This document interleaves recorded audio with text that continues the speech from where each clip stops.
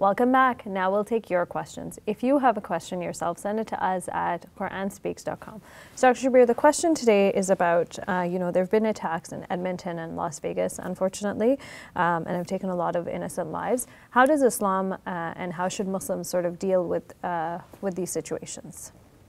The Edmonton attacks came to me as a real shocker because I've heard about attacks in other parts of the world, like Paris, for example, and then we said, well, maybe the young men in those lands are feeling disenfranchised and they live a life of no hope. They're immigrants, or they're born in the country, but they're treated like immigrants, and they're left without much hope, and so they turn towards terrorism as one way of expressing their identity and feeling the sense of belonging and claiming some heroism for themselves. But then for this to happen in Canada, this is devastating to this entire worldview, because it means that there are some people who might harm civilians and attack people even in a country like this. And what is Canada? Canada is a country that has opened up its doors to Muslims, to Syrian refugees. Canada has done a lot to welcome Muslims in this land and to help Muslims to be free of discrimination and to enjoy all of the rights and freedoms that are guaranteed to citizens in this country more generally. So to attack a country like this, I mean, first of all, the attack in any other country would be haram, and to do it here is doubly haram. It's haram upon haram. It's illegal. It's in our religion, this is like taboo. You just can't do this. You can't harm civilians, and civilians cannot get involved in a war. You cannot say that, I'm a Muslim and Muslims are at war with everybody else and therefore I'm at war with everybody else. No, it doesn't work that way. Maybe at one time in the ancient world, the organizations were not developed, and the Muslim together was like one community.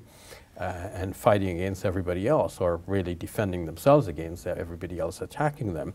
But in our situation, this is not the case. We cannot, as civilians, enter into war. And then what about dealing with Las Vegas?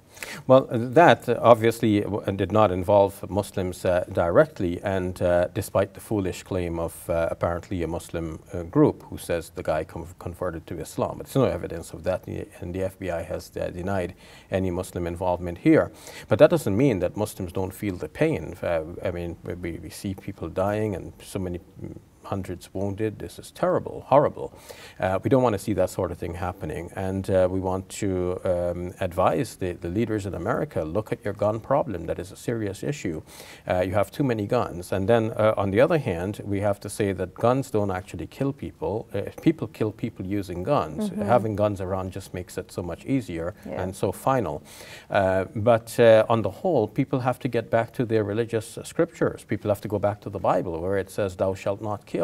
People need to come to the Quran, which says, do not kill the soul that God has made inviolable, and so on. So people need religion, and the modern world, in turning away from religion, is actually inviting itself to the next generations of people becoming violent and terrible individuals. So we need to cultivate the kind of traditional worldview that help people to be good citizens, good to others, good to animals, good to the environment, good for the world.